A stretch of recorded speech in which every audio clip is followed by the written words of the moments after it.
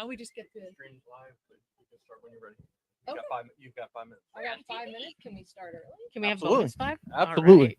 Incredible. All right. We've been given permission to start early. So the first thing I'm going to do is read you stuff about track sponsors and the Dragon Con charity, because that is fantastic stuff. We raised a lot for charity last night, so hopefully we can beat ourselves from last night. How much did you raise for charity last night at the Little Crew? $1,251. That's right. Yeah. All right. So our track sponsor for 2024 is Zacket for over 20. I know Zakat. A.B. Scott will correct me. He's everything that I need here, right there. For over 22 years, they've been empowering lives through disaster relief, food distribution, orphan care, and more. Their top-notch ratings from Charity Navigator and the Better Business Bureau, Wise Giving Alliance, means your contributions are going to make a difference. Zakat.org. And then the Dragon Con charity, the one that we were all just plotting, saying, oh, yeah, remember that one? Dragon Con charity for 2024 is the Arthritis Foundation. And the number one cause of disability, arthritis, affects nearly 60 million adults and thousands of children. Dragon Con matches up to $125,000. Last year, we raised $272,000 for the 2023 charity. Pretty good.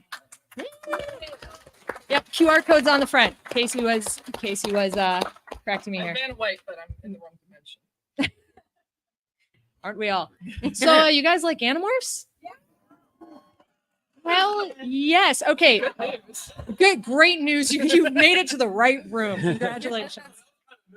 That was milk toast. Well, okay, here's what we'll do to really determine. So who is here because they love Animorphs? They've read the series. They've read it recently. They're up to date on the graphic novel. All that. Who's the super fans here? Fantastic. Who is here because they read Animorphs and they were like, I remember that series from when I was a kid and this is amazing. Fantastic. Who was dragged here against their will and does not know why they're here? Incredible. Okay, so what we hope to do here today is we are going to convince all the new people to read Animorphs. That's goal number one. But we also want to have discussions with the people that love Animorphs and have been up to date on it about Animorphs. That's what we do on Animorphs Anonymous, which is our podcast. You might imagine it's like getting up in front of a room of people and admitting why you like Animorphs. We're all there now. We've got it. Before you convert the new people to Animorphs, yes. Can I please invite you to my group called The Sharing? It would be really great if you would come by. We would very much like it. It would be fantastic. It'll change your life. Stop. It's not a telling trap. them it's a trap. It's not a That trap. doesn't. That means it won't work. That's Star Wars. Incredible. Well, welcome to Animorphs Anonymous. I've brought before you today a panel of experts and people that we have converted previously to give their experience on this panel. So I'm going to go ahead and let them talk first. We'll start with Casey. Hello, I am Casey. I am one of the hosts on the podcast Animorphs Anonymous. I actually read 2 of the books of this series when I was a child, and then this one approached me 7 years ago and was like, hey, you want to start a podcast? You want to read these books? And I was like, sure. So I'm a convert of the adult variety.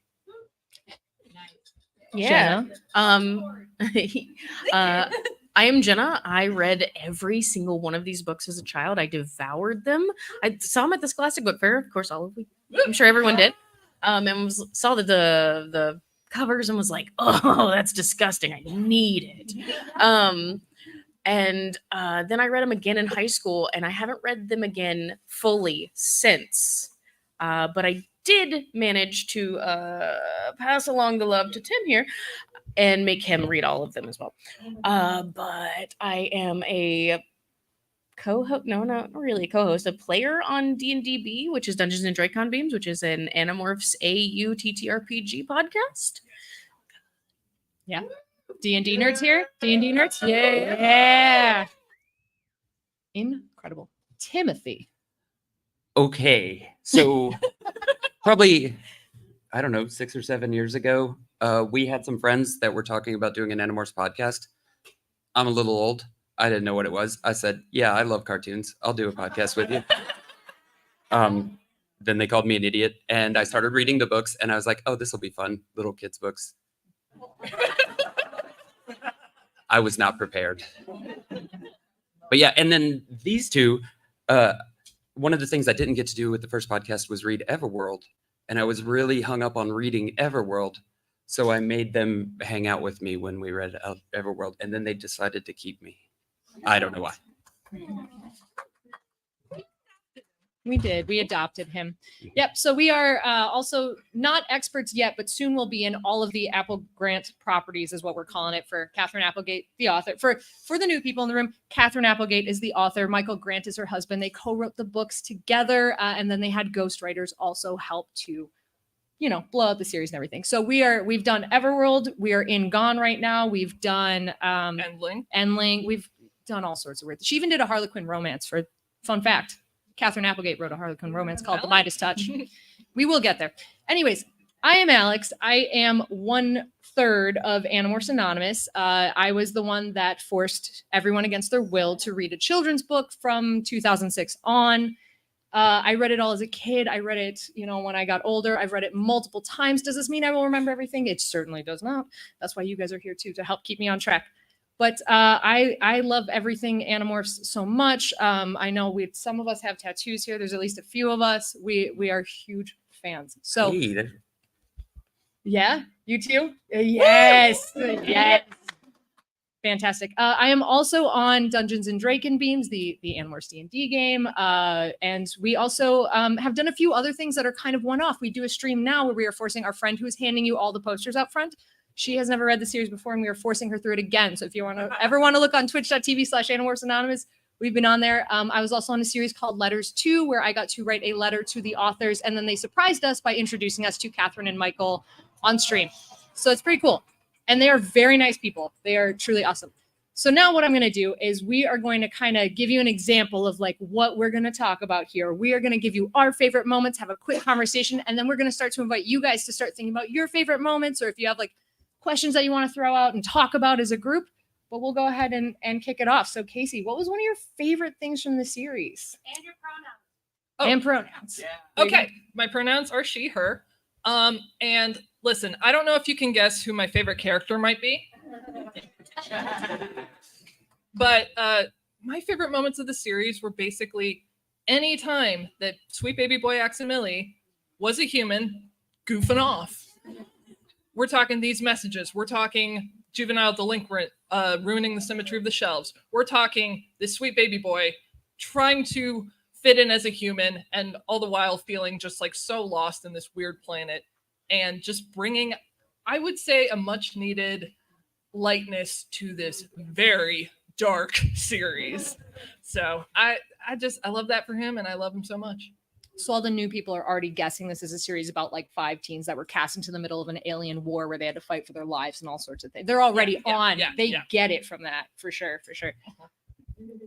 I love it. Yeah. My favorite moments are anytime that Rachel and Marco have their like buddy cop goof off moments.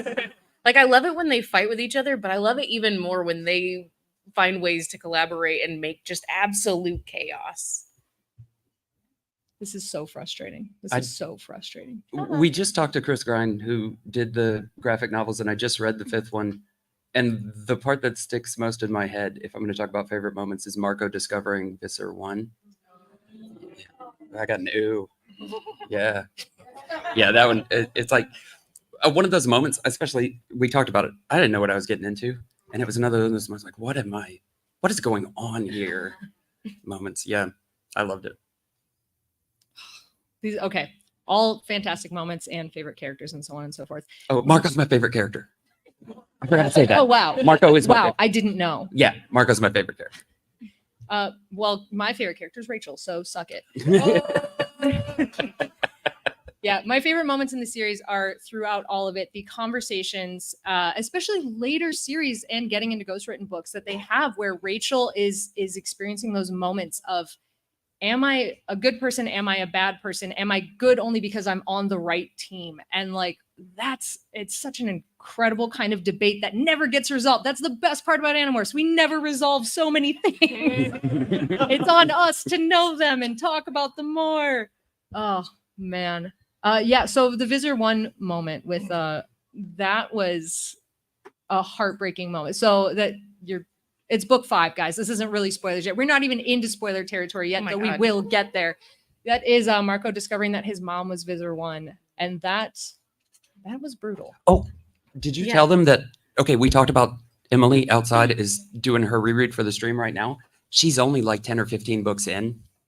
So if we talk about spoilers in here, don't take them out there. She doesn't know what she's in for yet. Yeah, Know what yeah. she's Yeah. in for. We want those reactions live. That's right. We want to really, really ruin her. Yeah. Deep down in her soul. If Preserve. yeah. It's so Precisely. great doing that with her though, because like I got to see it a little bit with him, but getting to watch her like have these really raw emotions for these children that are like so early on, because you don't realize that stuff starts getting really real super soon. Yes. Yeah. Oh my gosh. Well, and don't be like me. I knew the biggest spoiler of the entire series before she made me read the rest of the series. So she had to invent a new thing to taunt me with a different character. Yeah. Well, it was I mean, unintentional. it's not invented, but like It was unintentional. Okay, I'm going to ask you guys again. We're going to kind of do this in a bit of an obscure way, again, to hide from the new people that we are going to bring into this. How many of you had that moment in the final book where you did not see any of that coming and were like, what? Yep. All of you have been victimized. Oh, yeah. It's an incredibly brutal series for being a children's book. That was one of the most amazing things about it. I think one of the best things that Catherine and Michael ever did was hand the responsibility of some of those conversations of your friends' betrayal. Nothing's black and white. You have to face enemies that maybe are good and you don't know that, and all of those middle gray areas, and hand it to you guys and say, you figure it out. It's incredible.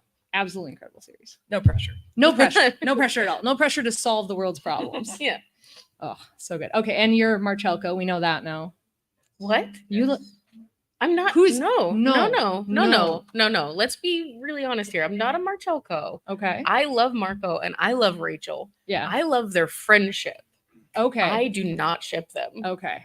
I'll accept that. And we accept all ships here. It's totally cool. But I am rabid Rachel Tobias. So. Yeah. Oh yeah. Oh yeah.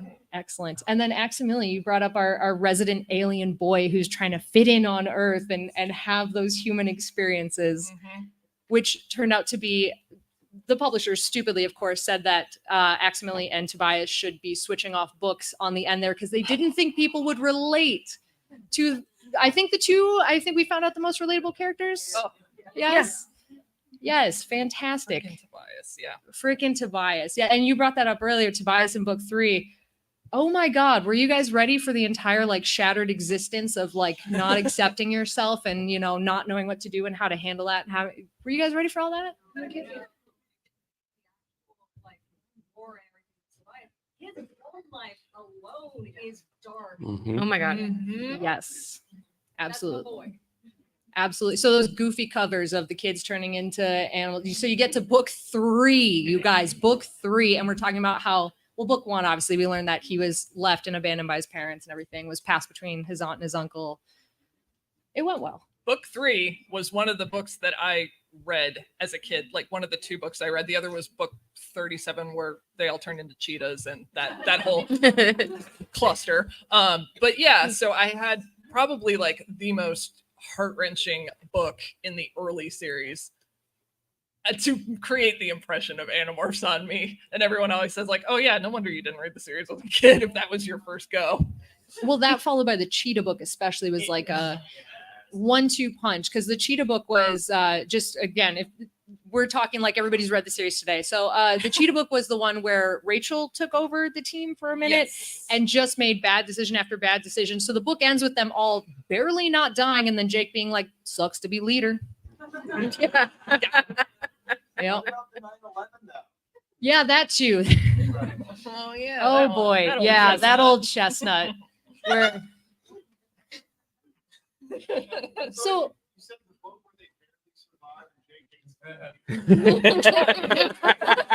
well, okay. To be fair to me, I did say Rachel took over as leader. That differentiated it from the other ones. Yeah, you're right. It's the same every book. Oh man. All right. So that's your first 2 books. Jenna, what was your first book?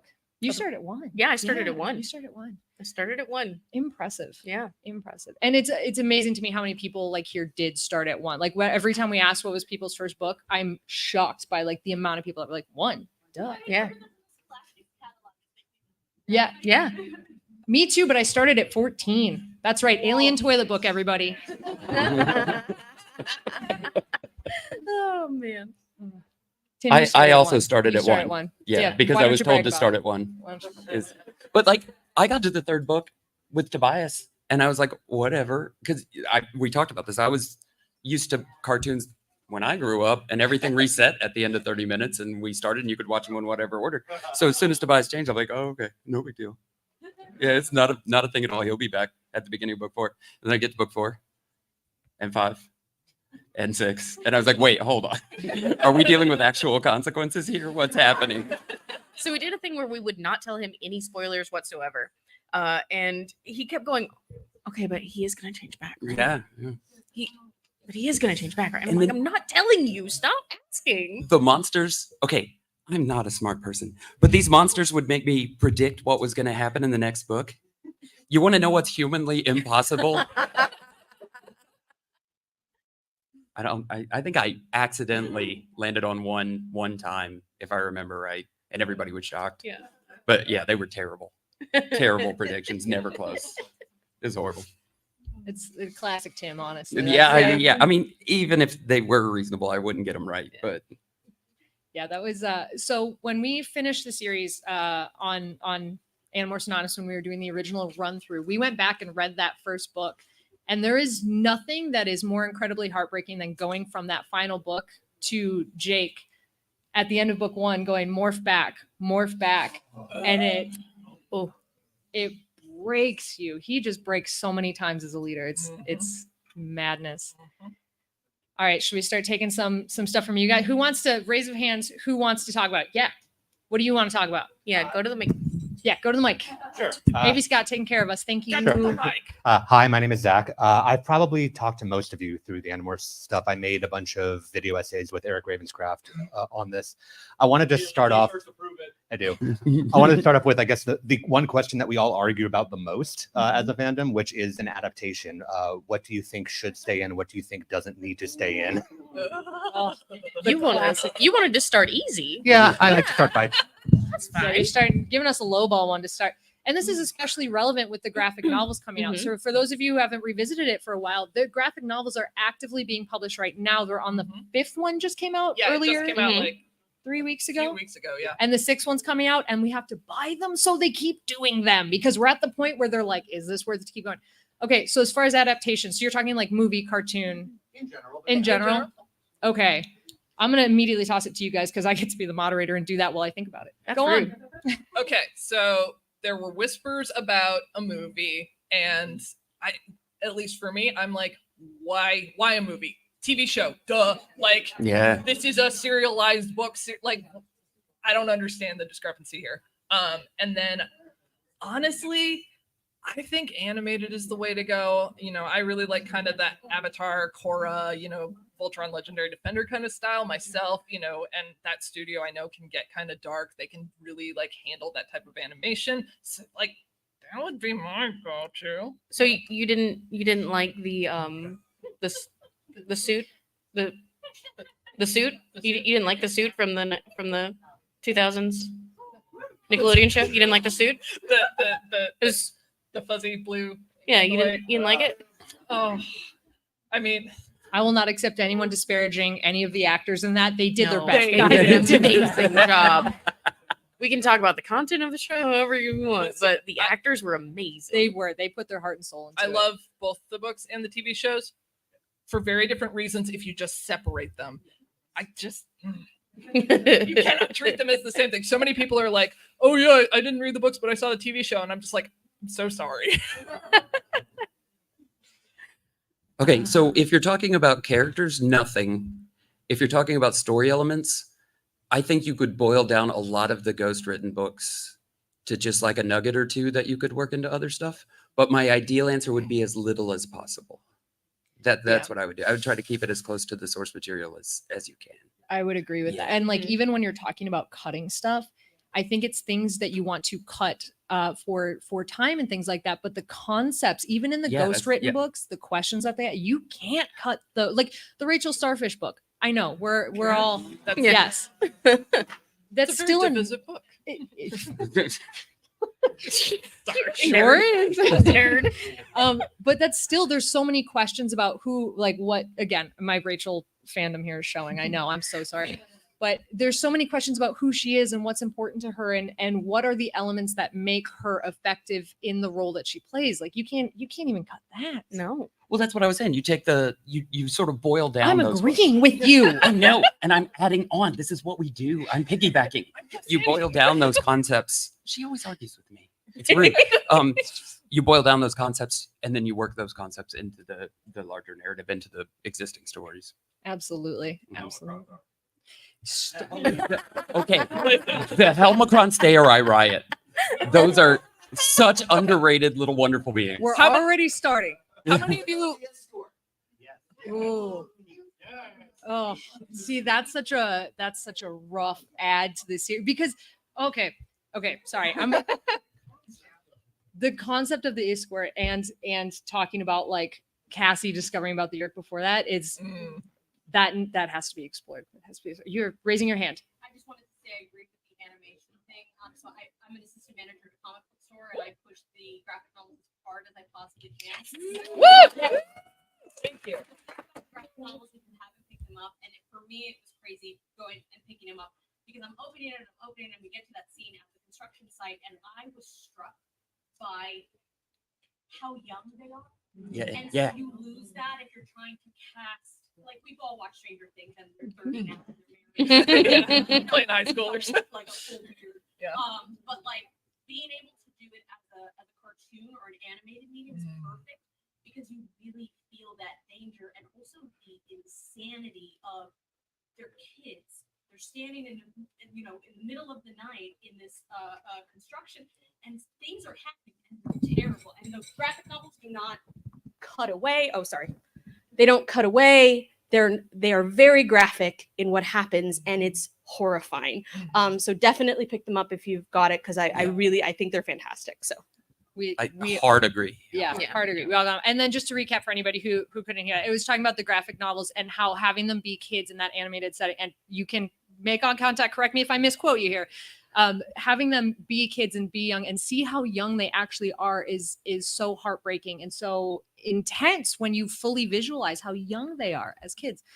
And I totally agree with you. I think it should be animated. And I'm gonna be like the producer hat here, the like worst type of response, the non-emotional one, but the fact working with that many animals, if you want to see those animals, there are some that you just cannot get in a live action series. It's expensive. They're not going to be trained, like, and then as you said, with the Stranger Things example as well, the kids age up quickly. Whereas if you have cartoons, if you have something that's drawn, you can maintain that younger look, because it will take years and years and years to capture it if they do it correctly and not like the movie that they were doing. And then Catherine Michael said, okay, bye suckers. And, the walked element out. of child soldier, like I was joking, I tweeted this morning. I'm sorry. Yeah. I tweeted this morning, like looking forward to my favorite piece of media about child soldiers, Yep. Animorphs Yeah. Anonymous. Whoa. Yeah. Yep, absolutely. Yeah. Good. All right. I see a hand back there. I'm gonna help AB Scott and make you guys come to the mic now. I'm so sorry.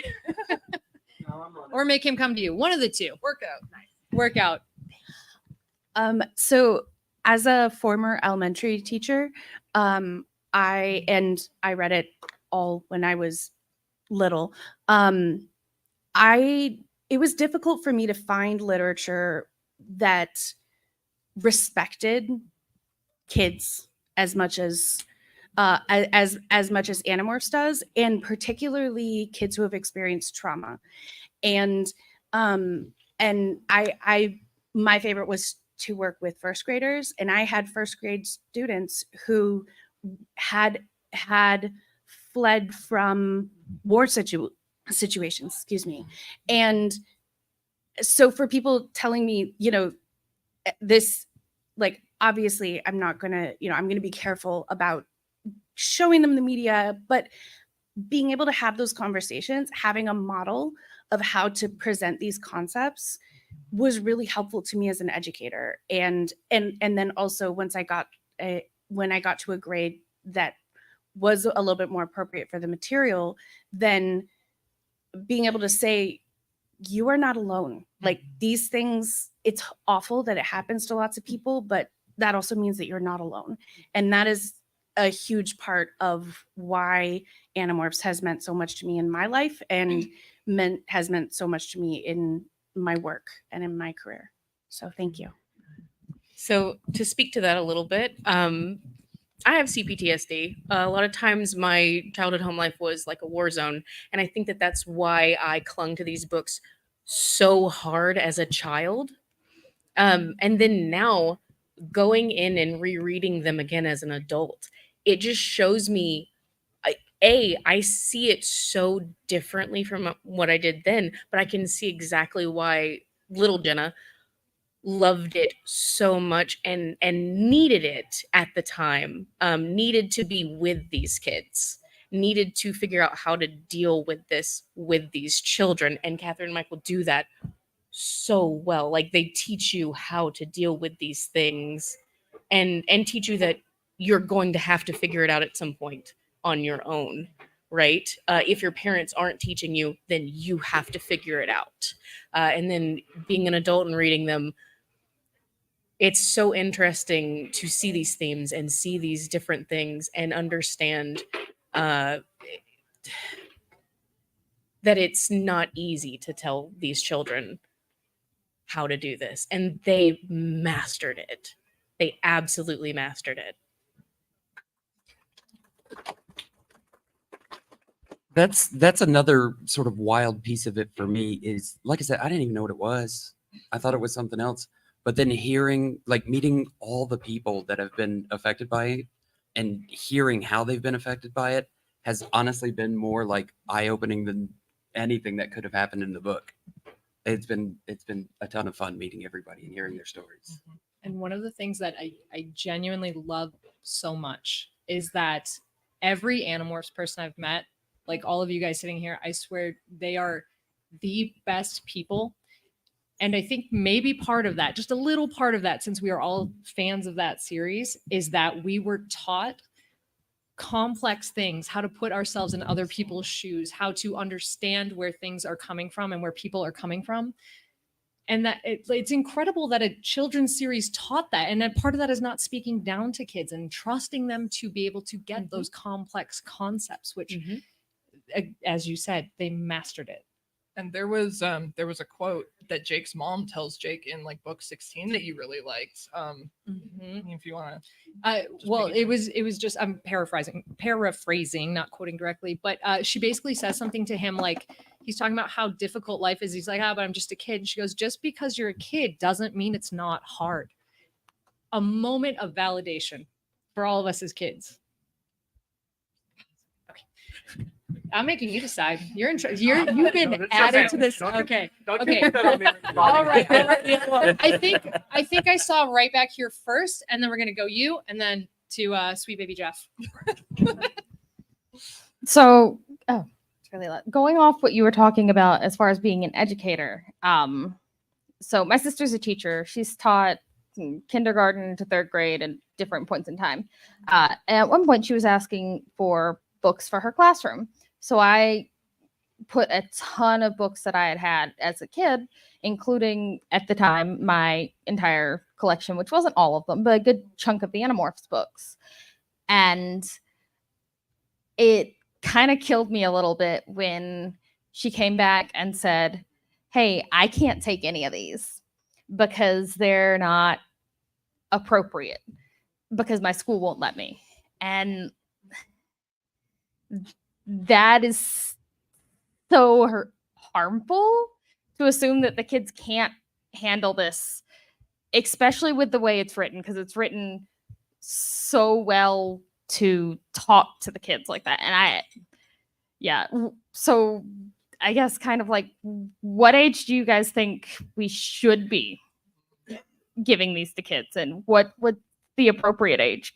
I probably didn't read them at the appropriate age, but Okay. Did any of you? That's Be what I honest. was just gonna say. Did like for real? So I'm just gonna do some like quick brackets here. How many were under 10 when they started? Yeah. How many were like 10 to 12?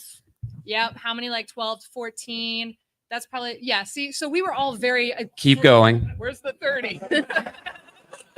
How many of us were in our 40s to 50s? Oh yeah, not that old. Not that. just back right down a now, little. just lobbing Back insults down a over the little. table. Tim's old. Just No. not inappropriate. No. Not appropriate there. So I think it's difficult. Like I feel like I am not the expert on childhood development, which I feel like is a very important thing to be an expert in, to say when they should be reading them. But I can say that starting like under 10 probably wasn't great. I mean, I don't know. So I hold on, let me do some math. Wait, yes, I was under 10. I think that I found it when I needed it. Yeah. And I think that Yes. that is the important thing. Yeah. That's so it answers zero of your question about when it is. So if It we're sounds like there's not one answer. right. Yeah. Imagine that for Animorphs, there's not one Yeah. answer.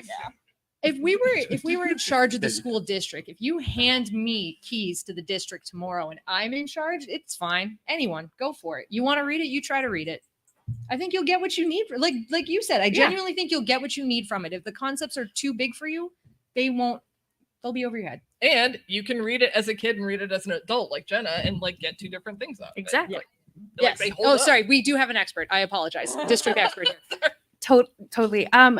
What in what I have come to understand about these sorts of topics in literature is reading together with the child, is doing read alouds in a cozy, comfortable situation, that and reassuring and reminding, this kind of setting boundaries and setting like norms for that situation, and saying, this is the time that's more for you than for me, although I'm definitely getting something out of this.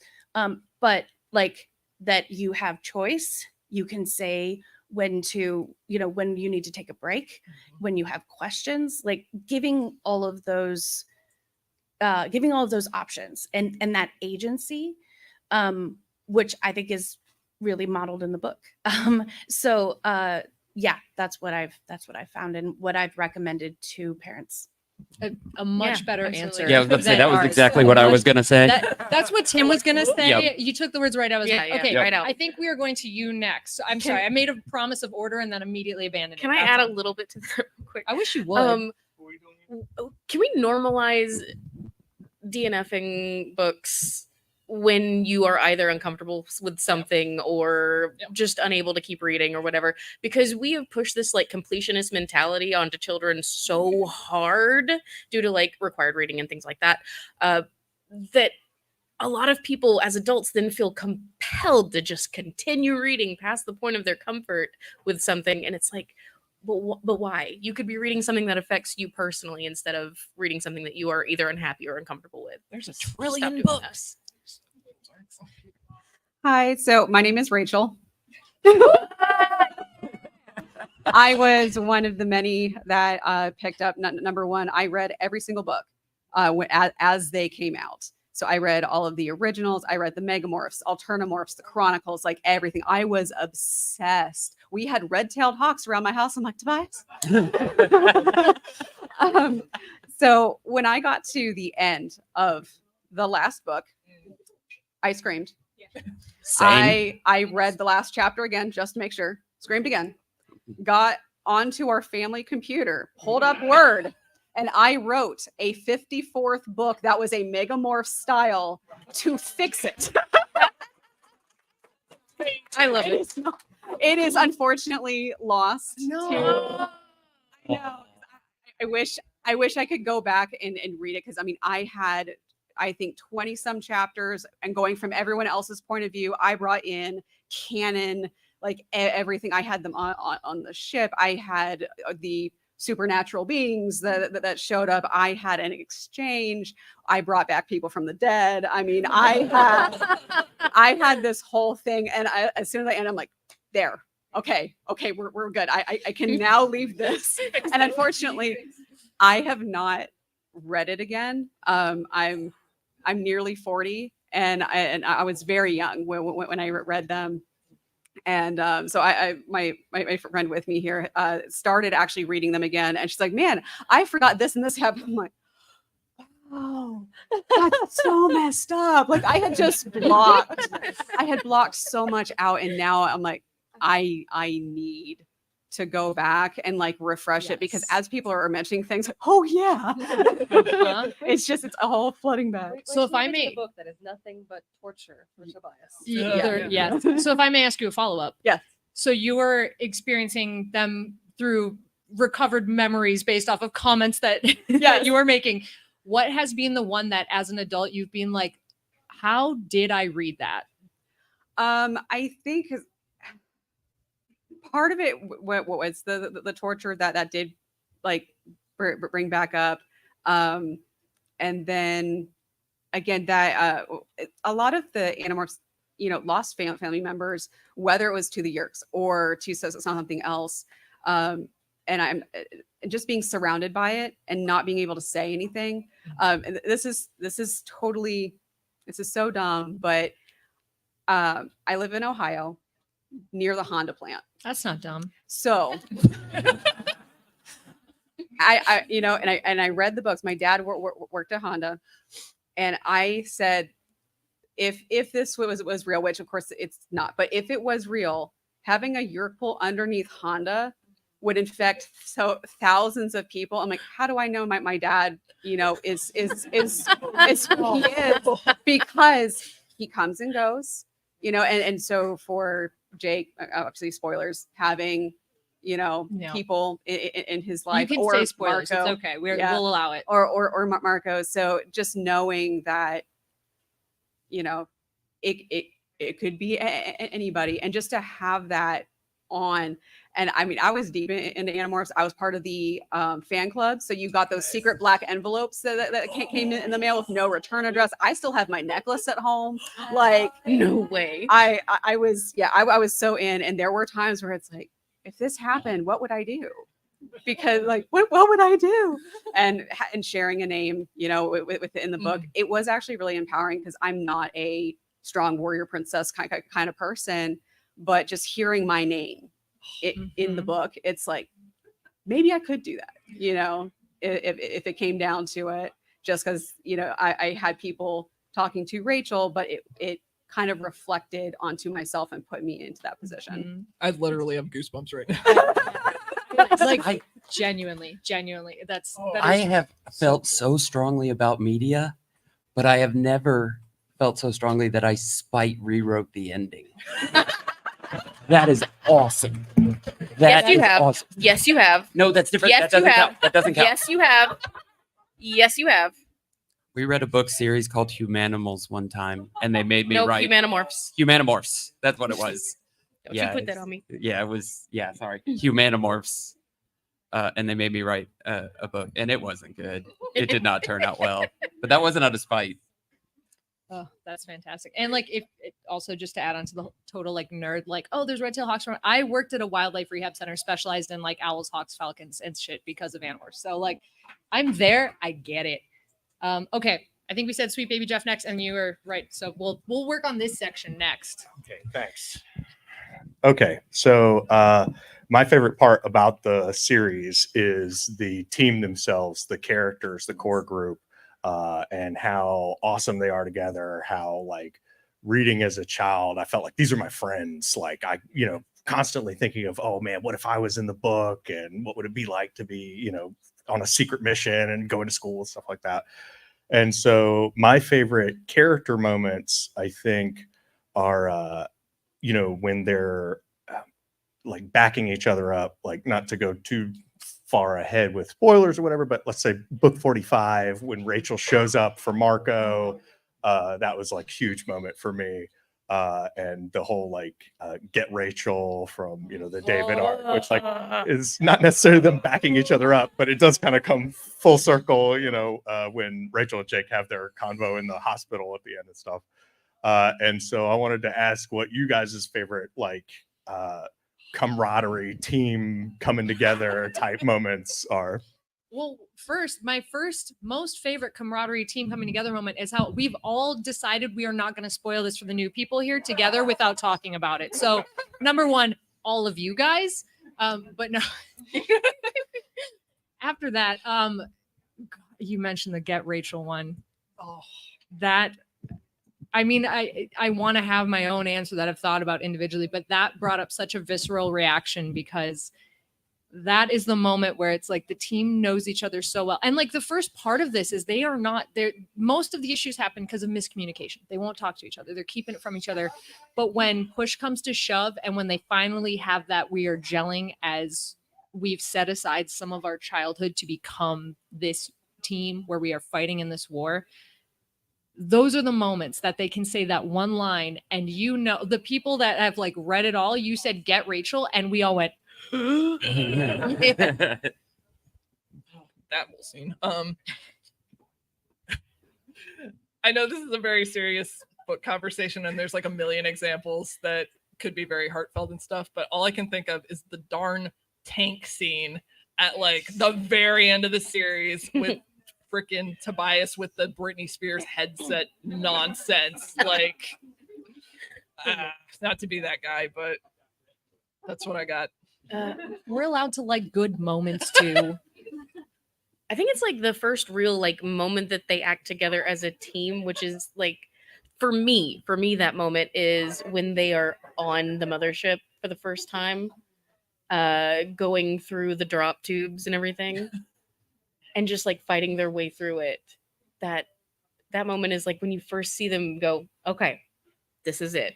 Because that feels like the moment that X and Millie also buys into. It's the moment that Emily buys in, and it's Marco finally becomes Yeah, a well, part. yes, of course, because the visit he saw his Right. with his mom. Yeah. So that you're absolutely like, I love that moment so much for that, because when Axe, who is being, I'm going back to my people. I'm going back. Like, I'll fight with you, but I'm going back to my people. When he finally drops that and is like, I stand here and I will potentially die here with these people. Incredible moment. Okay, I've got one that didn't affect me when I read the book. Like, I don't even know if I noticed it correctly, but when I read the graphic novel, it's Marco throwing the baseball to break the glass. Yeah. How dare you, sir? All right, and then you were. I should have known. All right, round of so applause for Scott real I've- quick. Thank you, Scott. Thank you, Scott. I've not actually read these. My I love only this. exposure to it is my wife. Thank you. Who read tons of these and explained to me how dark and friggin' weird it is. And because I saw these when I was a kid, and I was like, "What the hell are these covers?" And the other exposure I have is the Game Boy game. Oh no! I haven't played the Game Boy game yet. I just beat the PlayStation game. There But was I a haven't- PlayStation game? Yeah. Okay, so the Game Boy game, and I got exposed to it at the 2016 AGDQ. They speed ran it, and the speed run of it is one ridiculously quick and bizarre. They basically just like abuse the elephant and the monkey, and it's so strange. I'm like, what? But and the guy was like hitting high points of the storyline because he was also a giant mega fan, and I'm like, what is he talking about? But what is the name of the first book? Of the very first book, Yeah. The Invasion. The Invasion? Yeah. Okay, because I just found out that these are on Audible. Yes. Yeah, all of them. Okay. Yeah. Anyone who doesn't know, they just finished releasing all of the audiobooks recently. So if you want to revisit, Who here has listened to any of the audiobooks? Cool, awesome. How many were really surprised by the way some things were pronounced? Yeah. Ooh, yeah. Ooh, yeah. okay, they are first, yes, the audiobooks amazing. are incredible. They do a great job. Anyone remembers Andalite Chronicles off the top of their head here? Okay. Okay, just really quick. How many of you read that Lauren? Loren? Lauren? How many of you read it Loren? Thank you. And Yeah. we're done. Normal human name, Lauren. Yeah, I that's- do want to point out that it is fundamentally changed. One of the things that we talk about, it is no longer Dr. Pepper. is Dur It is Pepper. Dur Pepper. Dur That's Pepper how forever. it says it. That is. Yeah. Yep. Yeah. So Dur that's how Pepper we forever. refer to it from Because now on. that is is Dur how Pepper. okay, again, the audiobook's absolutely incredible. The narrator of that one realized that an Andalite would read the can of it Dur Pepper instead Yeah, of Dr. yeah. Pepper. And it's Yeah. totally Mhm. right. Like he would. He would. So it's Dur Pepper for all of us now. Yeah. Yeah. No, we should. No, because we're not fighting here. today. Yeah. All right. Yes. Casey, you're calling. You're calling him. Calling the shots. You in the side. You in the seat. You that one. Hi, I'm going to stand up. I can't see I anything. love it. So I read almost all the books as a kid. I got to Mhm. like the last 10 and I went into high school and I was like, it's not cool to read these. So I'm going to stop. I And now you're know. here. Welcome. I was fighting for my life. Okay. I had to do what I had to do. Just this past year, I hunted them all down on eBay, Amazon, bought them all, finished the whole series finally at the age of 38. And like many times in the last 4 books, had to like stop, put them down, cry, scream, whatever you got to do. Yeah. I was just going to say when we were talking about Rachel, I didn't actually start with the first book. I started with the second book. So Rachel was the first Animorph I met. And if you know, you know. That's all we'll say about that. But along the lines of a Rachel storyline, I would love to know from those of you who read them as kids, your reaction, and those of you who read them as adults, your reaction to the David storyline, Fantastic. and in particular, the ending of that story. Should we start with the ones who read it as kids and then? Oh no, I'll go first. Oh, Yeah, sorry. No, my bad. My bad. Yeah. I don't even know how to describe it. It's the same thing. It's a book series for kids, and then you see this and you're like, this is kind of dark for a kid series. Oh man, there are consequences. They just did what to that guy? What am I reading? Was like my exact reaction. Like they give this to children? I think you actually texted me and you were like, "You're a monster." That was, yeah. Oh my god. But they weren't wrong for what they did. That's where I ended up. Okay. All right. Yeah, as a small child reading these, I just remember having this like sinking feeling in my gut when they brought him in, because I was just like, I would want to be brought in, but I don't feel like this is right.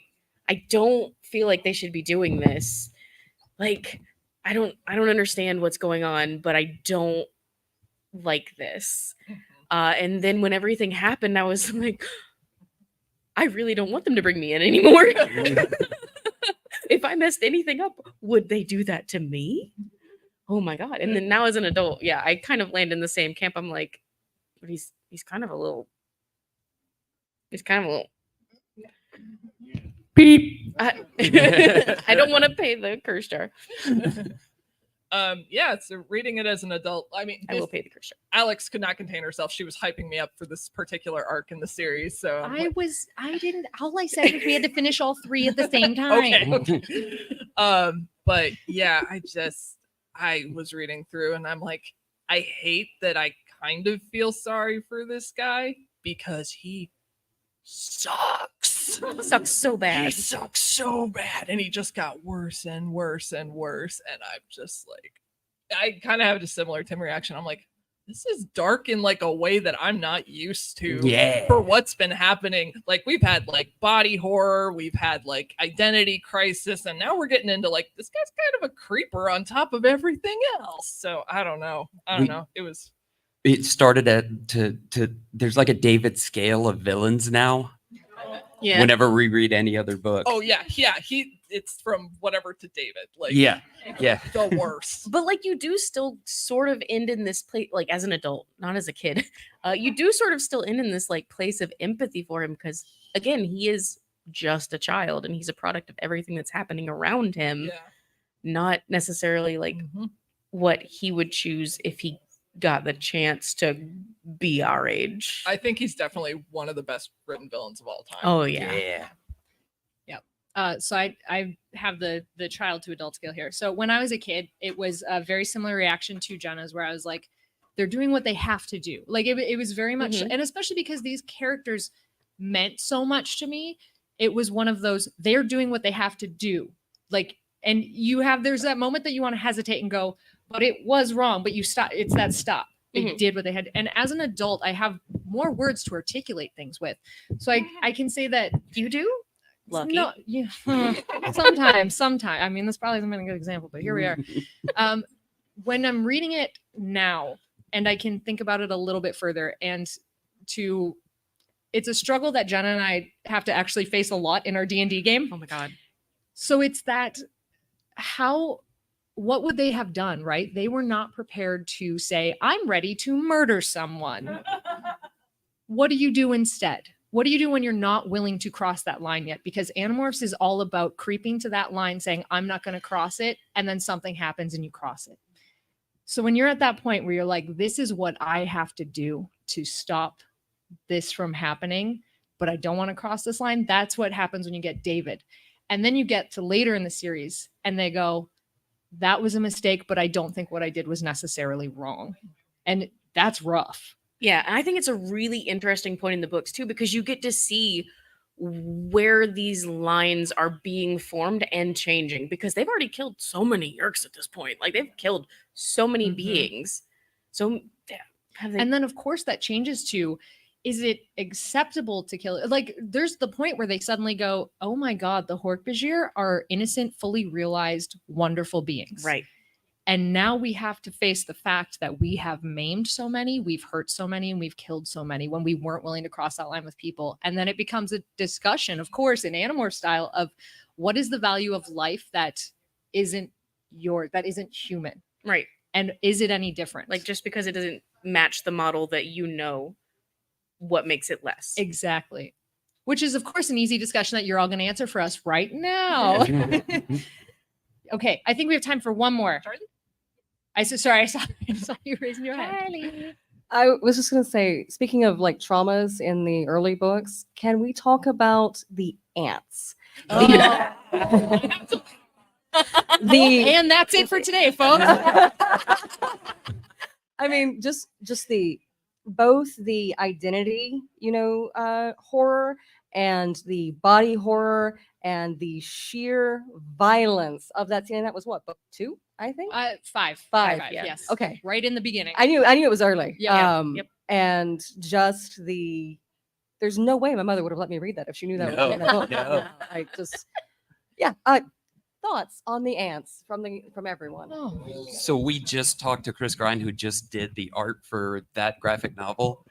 And it was such a fun conversation listening to his headspace while drawing that carnage and that just awful, I don't even know what, awful event, awful time, awful.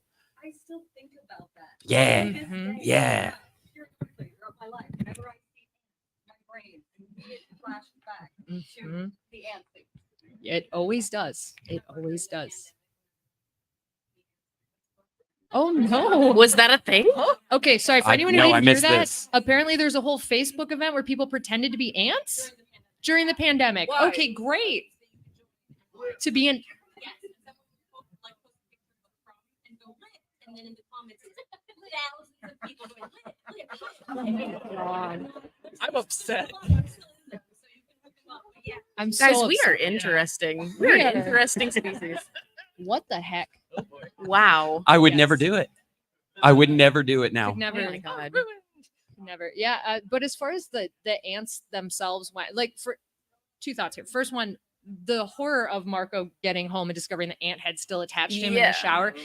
It was the pure aggression of Earth, which is as terrifying as it was for the kids. In a weird way, it's kind of like, I'm really hopeful because that's the only power that these kids have to fight these freaking aliens. Yeah. And it's in the right situations pretty darn powerful. Yeah. Which is what the whole book's about. But also the graphic novel, if you guys have seen that art, Chris made the choice to make the kids like these bigger black Yeah, ants, and then the ones that attack a bunch of smaller ants. And the horror of the smaller ants sawing off piece by Ripping them piece the big apart. ones. It's horrifying. Oh my you God. guys. And then Marco finds the little ant head in his belly button. Oh, Ugh. yeah. Don't It's like so it. gross. I Don't love like it one bit. Well, and the whole like loss of identity thing when they realize Exactly. like I am part of, I'm not myself. I have no sense of self. I am part of like this hive, and like Axe being like, what kind of creatures are these? Like this is an alien who has presumably, you know, when he wasn't distracted by girls and games, you know, went to school and knows like a ton of stuff, coming to this planet and being like, what the heck? What is this? Like that really like sent it home for me. Yeah. Yeah. This. Yeah, definitely. It's all gross. bad. Yeah, It as an adult, the loss of self stuff was so terrifying, and then Tobias having that moment of thinking that he had lost all of his friends to this. He's like, oh, they're gone. Oh my gosh. I know. But as a kid, okay, I'm allergic to vespids, wasps, and ants. As a kid, thinking about that and thinking about having to come out of that as a person who is allergic to them and having them all over, I was just like, please no, please God, let's just get through this. Oh my God. Oh man. Goes back to your comment about completion. Yeah. Exactly. Yeah. Exactly. She If forced herself through There's that. no way I could have stopped right there. Amazing. All right. Well, I'm going to ask you guys, is there any final thoughts on the series that you want to get out to these beautiful people before we start giving all the socials and stuff? All the boring stuff. Thank y'all for being awesome. Yeah. Yes. And Heck yeah. like if you haven't read the series yet, please do it. Like Yes. don't sleep on this. Like the books are available. They're so good. I was shocked at how good these Yeah. kids books were. You know, Yeah. Yeah, They yeah, like same. you hold were up. saying, they hold up. The message is so good, and just please just give them a try. I know it's like it's a long series, it's a big commitment, but you know you can read a book in like a couple hours, hopefully. By word count, it's 1.7 Harry Potter series. There you go. There you go. That's it. Authors' thoughts on why they made it as dark as it was and why the ending is the way it is. Yes. Because that is also, I think, extremely important to understand. The letter that they wrote, like I was Yep, yep, yep. furious at the ending until I read the letter, Yeah. and I was like, no, it's After it's you read the perfect. series, Perfect. read Yeah. the letter. It's from perfect. Applegate. Yeah, maybe. Really? Yeah. That's Yep. that's awesome. That's incredible. Okay, of the new people here who haven't read it yet, how many have we convinced to read this series? Hey, there we go. We did it, guys. Yeah. Yeah, you're my favorite. Wait, no, you're all my favorite. Everyone. Yeah, that's incredible. All right, so we'll go down the line and tell you guys where you can find us because we talk about Animorphs all day, every day. It's our bread and butter. So, Tim, would you like to start us out? Yeah, I am Tim. I am at Remo Beware on Twitter. I do late starters and horse girls. Horse girls is the wristbands we were giving out. It's also a lot of fun. They're teaching me how to become a proper horse girl. We didn't just stop at one property. We No, went to yeah, them all. they're basically teaching me life at this point. I'm old enough. It's time that I learn. Yeah. And join the Animorphs Anonymous Discord. Yes. Oh, yeah. That's the other thing that I would say. There's Like, Discord. don't let it end here. Come New talk to us. friends. Yes. Yeah. We talk a lot and we love This talking is- about the series and sharing animal, like if you have Yeah. cats, dogs, snakes, chinchillas. She'll tell you all birds. about eggs. Nailed it. Got him. But yeah, this is what I get from it is meeting all these people. And Yes. it's been a ton of fun. I am Jenna. You can find me at Jenna Chill with one L pretty much all over the internet. If you put another L in there, if you put the second L, she will find you in the night. You will not like it. It will not be friendly. But yeah, you can find me on Horse Girls, on Hearse Girls, on Dungeons and Dragons Beams, on Animorphs Anonymous Twitch streams, everywhere, Yeah. everywhere. All over the place. I'm Casey. You can go to my link tree, linktr.ee/KCD Studios. I am on Animorphs Anonymous. Love talking about that. I'm also on Late Starters. It's a Pokemon tabletop RPG podcast. That's super fun. I am on Hearse Girls. We talk about the Twilight books. And I'm around other podcasts. I also I do art, I made this shirt. I have a web comic. I do a bunch of stuff. My favorite webcomic. It's a Yes. fantastic web comic. Do you want to give the quick elevator pitch here? It's called B-Side You. It's a queer romance. It takes place in the early 2000s, mixtape era, falling in love through music, that kind of stuff. If you're into that, there's postcards on the back table if you want to look at that. Team Slater. Yeah, Team Slater for sure. That was rude.